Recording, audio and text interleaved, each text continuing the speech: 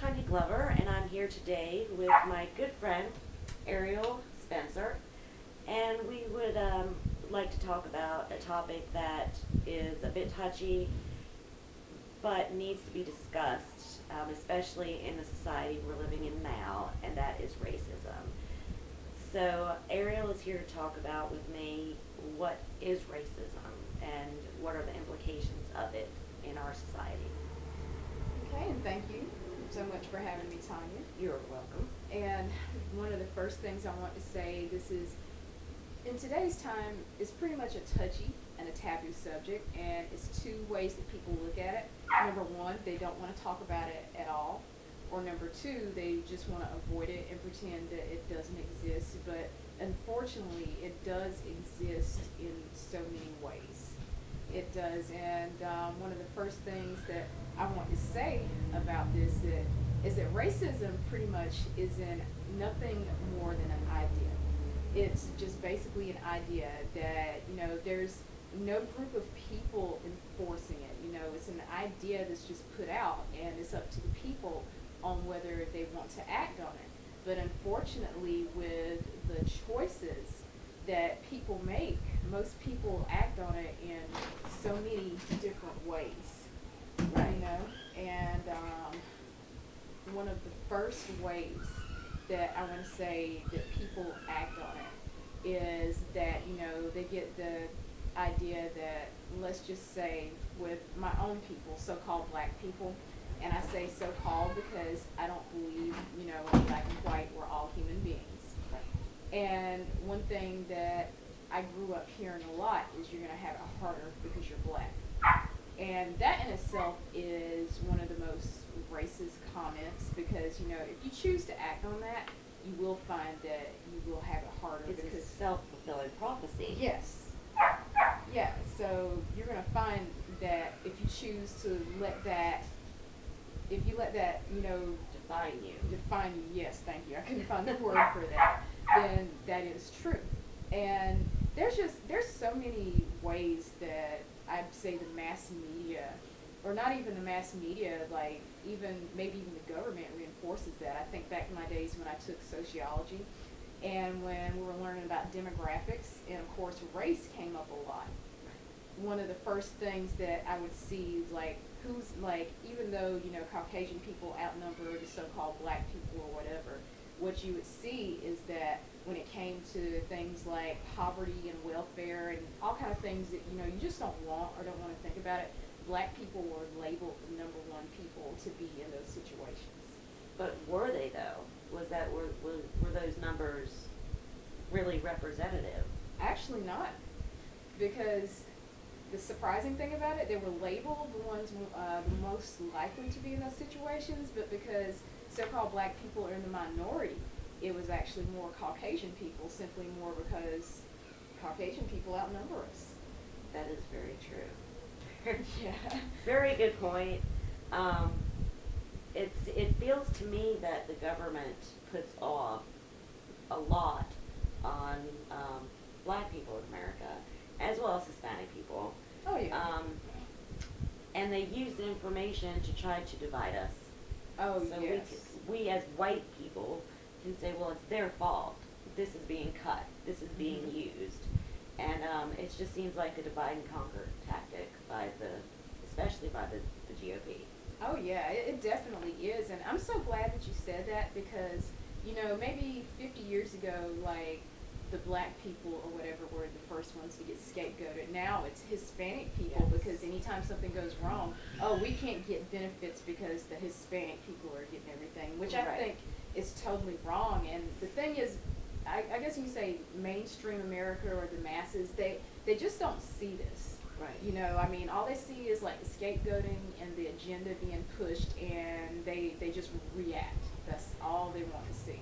Well, that's the easiest thing for them to do because Right. if you really want just to ignore everything and let the government run your lives and your information, then why look past it? It's simple living like that, but if to uncover it, you have to really look at yourself then, and you might not see things that you like very much. Oh, very true. So,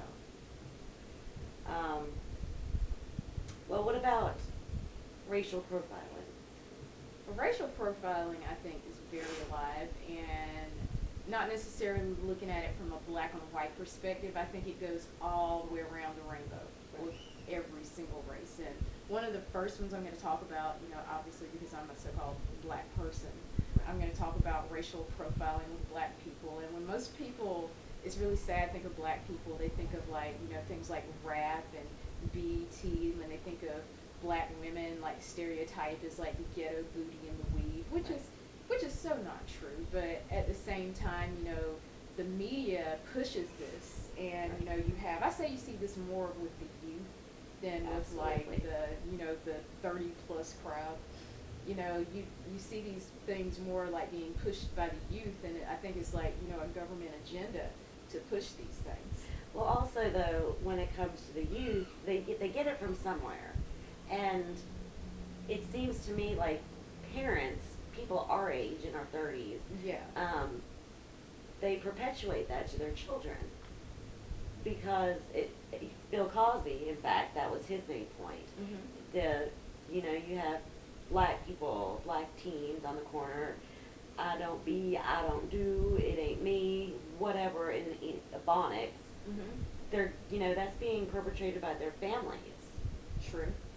And I want to go so far as to say this, even if it's not, you might have some easily influenced, black youth or whatever, that, they may think that they need to be this way to fit in because, they may see people, the cool people in school push this type of thing. Or they may watch, like, oh, MTV, this is what they're pushing on MTV, and I want to be cool and stuff. So even if that's not pushed by their families, somebody's pushing it. Absolutely. But if their job as parents to say, this is not the way we talk. You want, and I hate to say it like this, but if a certain group wants to be taken seriously, they have to take themselves seriously. Oh, very true. So if they're using Ebonics and they're acting in the stereotypical way that other people see them, then they're oppressing themselves. Oh yes, most definitely. And I think that's like one of the hardest things with not necessarily black people, but with minorities in general. Right. It's because they see these things, and some people might believe I have to be this way to like represent my nationality, which I believe is completely not true. Right. Now, you had problems in high school with this. Oh, yes. And I tell you, when I look back on this now, I'm like, wow, that's just absolute craziness because I've always been myself. Right. And one thing, I noticed the divide or whatever started about the time that I was probably a little bit earlier in high school. I'd say probably like, early middle school. I didn't listen to the type of music everybody else listened to. I didn't talk like everybody else did. And because of that, I'm just, maybe a kid 12 or 13. I'm trying to be myself. And you got all these other things, let alone like this idea of how like you're supposed to be as a nationality influence you. And I got made fun of a lot because of the way that I talk. It's like I've always heard, oh, you talk like a white person or you don't act black. And I've never thought that the way that you act, if you look at me, I'm already brown. I've obviously got not straight hair. I don't think that I need to do anything else to portray myself as a so-called black person. But at the same time, growing up, I always hear, oh, you're not black. You act like a white person. You're not cool because you don't listen to this kind of music. And that's really sad that, our youth has to go through these things or, even at worst, change themselves to be something they're not, to be accepted, like, by the people of their own so-called nationality. Well, I've heard that with several of my friends that are black, people have said to them just what you said. You sound white. Yeah. You talk white. But what does that say about black people then? I know. What do you equate white with educated and intelligent, and black with ignorant and stupidity? It's like a self-loathing kind of thing. I know, and the really sad thing about this, a lot of people that are pushing this are intelligent people. Do you have to not, do you, like you're saying, do you not like yourself? Do you hate yourself? Right. Well, did you try to do anything to change who you were during those formative years? Because it had to be difficult. Not really. It's like, I tried it, but I tried it for maybe a day. Right. Yeah, it didn't last long. It's like, this is who I am, and if people don't like it, then they just don't like it. Well, you're from the main groups you hung out with Hmm. when you were a teenager. Was it a mixed bag of people, or were more white, more black? I actually had two groups of friends that I hung out with. I hung out with, like, my grade school group of friends. We were all black. We all grew up together and stuff. Right. And, as I'd say around about high school, I started, really branching out and just being myself. And, I met some really cool people. And most of these people were so-called white people. Right. Yeah. So, I mean, I had like my two groups of friends, and I noticed that, like, as high school progressed and stuff like that, I would get flack from like my so-called black group of friends, like, why are you always hanging around with those white people, Right. And that was really hard for me, a really hard pill to swallow, because like I said, people are people, Right. and it shouldn't be about black and white. You should be free to be yourself, and not push these terrible like stereotypes on yourself. Right. Well, what about profiling as far as black on black goes? Because there's obviously different classes of people. Oh, yeah. Whether no matter what race you are. So, have you had any experiences with that? Yes, I'll say that I have. And the experiences that I have had were basically, you'd find with, like, I'd say the older crowd now, Yeah. that with most people, like, in, like, the 40-plus age group, that, they look down upon the youth. And even, worse than looking down upon the youth, they may have a sense of, I guess you could say, superiority, Right. where they're like, oh, I've made it to this thing right here. I'm gonna, stick my nose up in the air. I'm gonna forget that, I came from the same class or the same situation that you came from, and I'm just gonna look down on you as like a lost cause or that type of thing. And that's something that I see a lot happening. And again, going back to the youth, with the youth, you have to be a certain way to be considered like a real black person. You have to act a certain way or dress a certain way, and again, that's just a terrible thing. Absolutely. Well, in the wake of Moral Mondays now, Mhm. it's been very encouraging, because even the government obviously wants us in two separate boats. They don't Oh, want, yes. if the black people come together with the white people and the Hispanic people and believers, non-believers, gay, straight, all of that, then we become awake. So with the Moral Monday movement, we have had everybody come together. Mhm. As Reverend Barber said, we're all in the same boat now.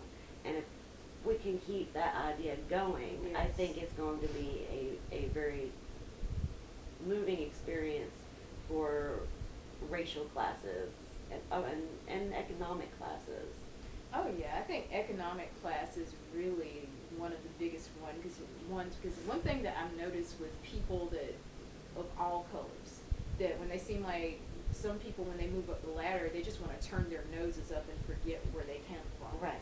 And that's a really terrible thing, because when you're doing that, you're separating yourself, and like you're saying, we all need to come together. Absolutely. Well, what is your thoughts on the term African American? I'll tell you, African American, yes, a large majority of the present day so-called black Americans' ancestors did come from Africa. But at the same time, if you get people that have African ancestry from other countries like France or Germany or wherever, they might be darker in skin color, but they don't go around saying I'm African French or I'm African German. They say I'm French or German. So I think that that's a label that should just be dropped, and we should just be Americans. That's I mean, I don't call myself a white European. Right.